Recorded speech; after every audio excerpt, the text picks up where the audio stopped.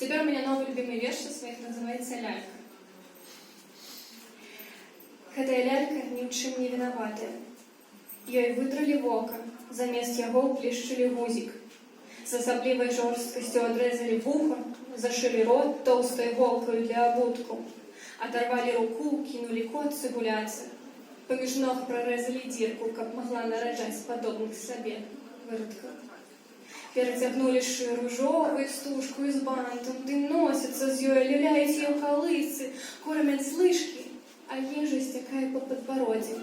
Сукенка заляпаная нечым між супам і спермай. У лялькі на целе з'яўляюцца брудныя плямы, гаспадыня не можа ўцяміць. Хіба я кепска тебе доглядаю? Крудится неудячная лялька.